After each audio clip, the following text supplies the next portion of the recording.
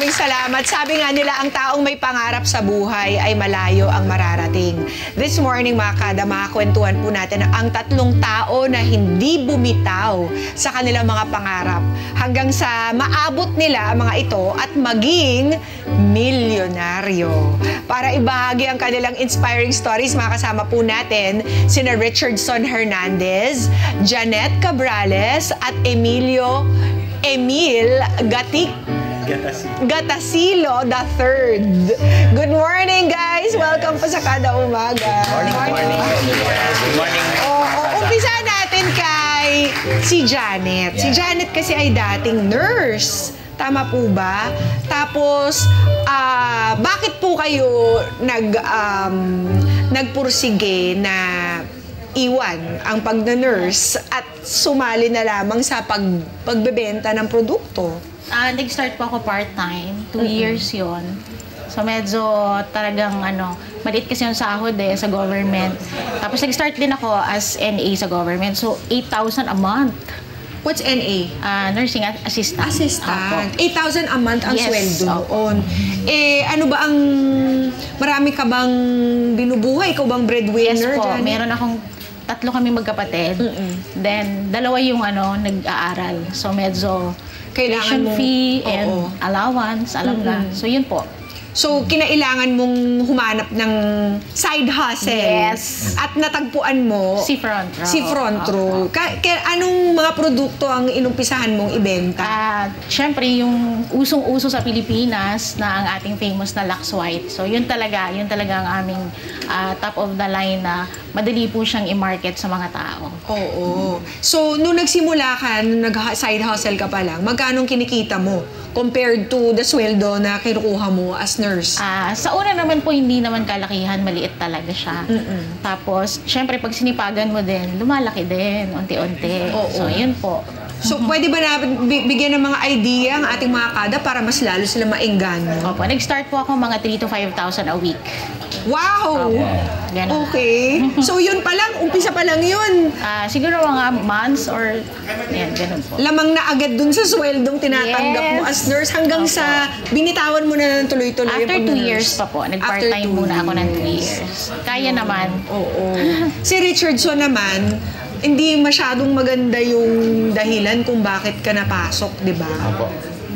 Pwede mo bang ikwento sa ating mga kada kung bakit naghanap ka talaga, pilit ka na naghanap ng side hustle mo? Ako po nag-start ako habang nag-aaral during college.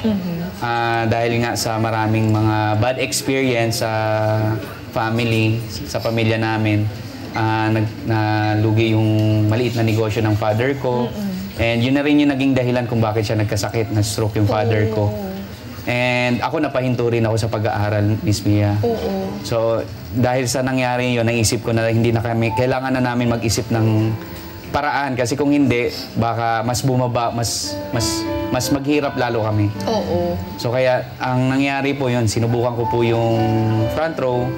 And dito po ako natuto. Dito po ako nagkaroon ng pag-asa na nakita ko na pwede ko palang pwede pala akong kumita kahit na habang nag-aaral. So, nakapagpatapos ka ng pag-aaral dahil Opo. dyan? Una po yun po, napaaral ko muna po yung sarili ko and naging independent and natuto po ako sa pagninegosyo. Unti-unti na lang po yung mga achievements na nangyari sa... At ang pinakamahalaga sa lahat ay natulungan mo ang tatay Yes mo na po. stroke. Isa po yun. Dahil dyan napagamot mo siya. Opo. Tapos, nakaka-provide na-extend po pa kami. yung Yes po. yung buhay niya ng 17 years. Kasi simula po nung na-stroke yung tatay namin, talagang, syempre, dumagdag din po yung expenses yung therapy, Siyempre. yung maintenance. Oo. So, medyo mas nahirapan talaga kami. So, kaya, ang laking tulong po nung pagpasok namin sa Front Row. Pwede mo bang kami bigyan ng idea kung magkano na yung... Nag-umpisa ka ng magkanong halagang Maliit lang din po. kinikita? Nag-start Oo. lang din po ako maliit nung nagpa-part-time lang din po. Sinasabay ko lang po siya habang nag-aaral. Yes. So mga 3 to 5 lang din per week. Pero ang maganda po kasi dito habang ginagalingan mo, habang natututunan mo siya, lumalaki, tumataas na po. At ngayon, 14 years ka ng... 14 years na po. 14 Yes, years. nasa Front Magkano Row. nang kinikita mo buwanan? Pwede bang sabihin, mga ballpark figure lang? Apo, nasa ano po, mga nasa 6 digit po every 6 digits. Ayan na naman, magmamat na naman ako. Ayan, alam nyo na mga kada, 6-digit income per month. Every month po. Ano na yung mga naipundar mo dahil dyan? Nung nagsimula po ako, maliit lang po nung una. Ano lang po, syempre, mga nasusuportahan ko lang yung sarili ko. Ikaw ba to? Oo, ayan na, Nasusuportahan ko lang po yung una yung sarili ko. Pero pinaka maganda kasi talaga nag-improve sa akin yung ano po, yung sarili na wala po yung pagiging mahiyain. So yung mga kasama ko po namomotivate po ako lagi. Then doon na po sumunod yung mga achievements na sasakyan. Yes. Nagagamit po namin pang araw-araw sa negosyo. Kasi marahil sasabihin ng mga kada namin, paano, hindi ako marunong magbenta, hindi naman ako madaldal, hindi ako, di ba, extroverted. So, paano kung shy ka nga?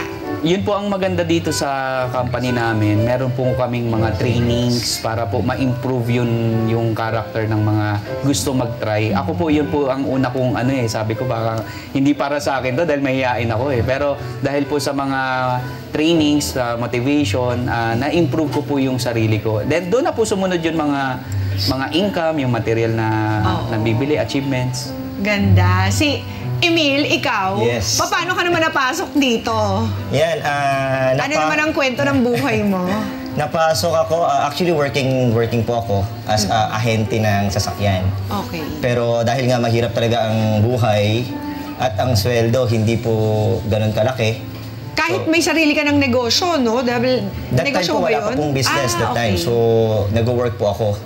So yun, talagang pinagkakasya po dahil tama yung sinabi rin po ni Richard na breadwinner po din po talaga kami. So sabi ko sa sarili ko na baka kailangan ko maghanap pa ng ibang pagkakakitaan para mabago po yung buhay ng family namin. Magkano bang kinikita mo dati as ahente? Dati po, nung ahente po ako, mga 12,000 po. Aba. Talagang pinagkakasya po namin kasi, pero mo yun, sweldo ko na 15, minsan hindi pa dumarating at 30, nauubos na. Oo. So, pero kaya rin po talaga napasok po ako sa gatong business kasi talagang malalim din po yung mga pinagugutan ko. Galing din po ako sa hirap, sa squatters area. So, hindi po ako lumaki sa marangyang pamilya.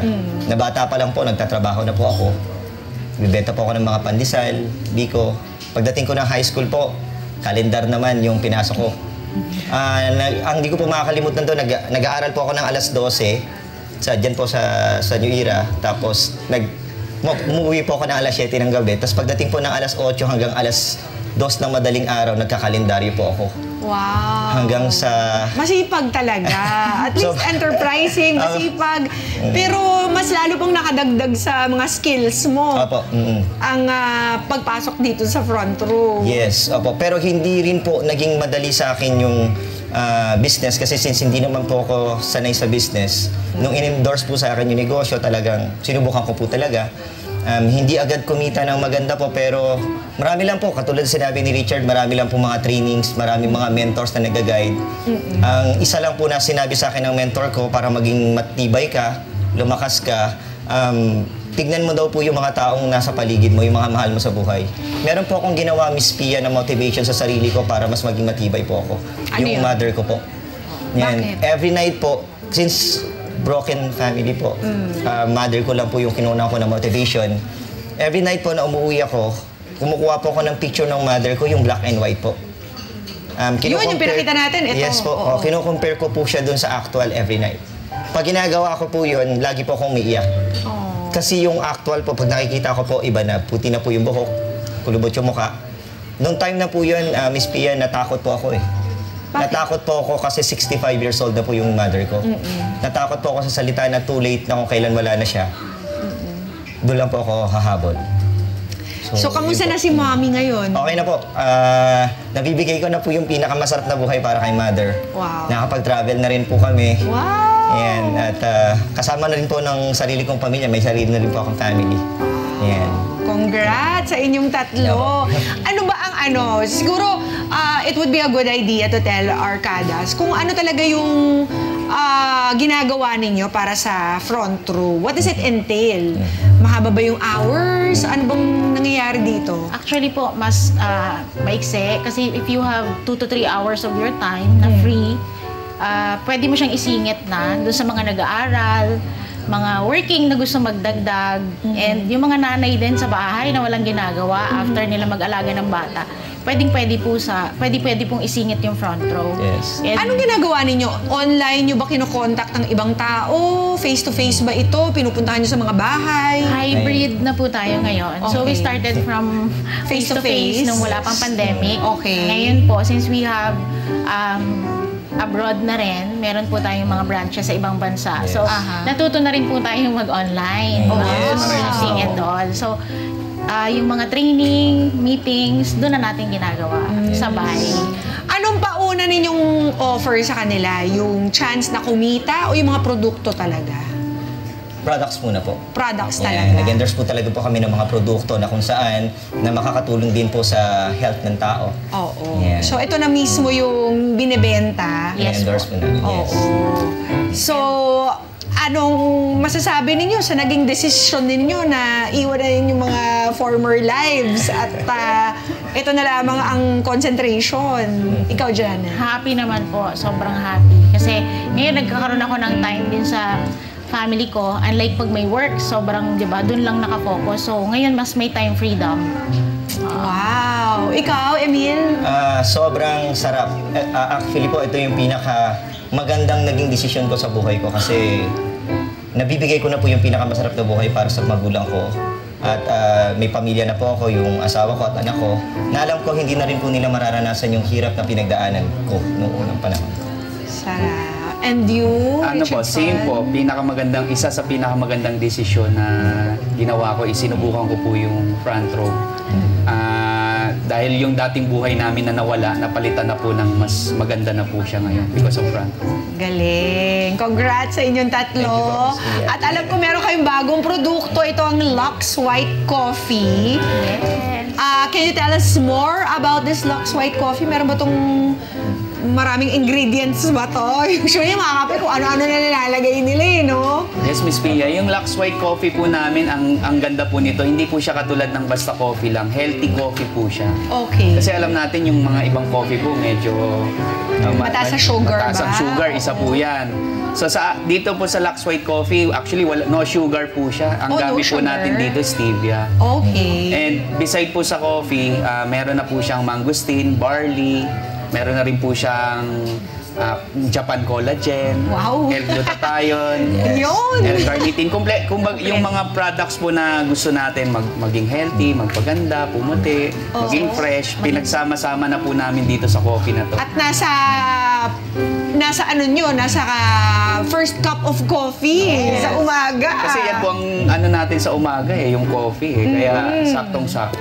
Mga ka-Net 25, this is Pia Guanyo Mago. For more Kada Umaga updates, please click the subscribe button and follow us on Net25 social media pages at Net25 TV and at Net25 Entertainment Facebook page. See you guys. Bye!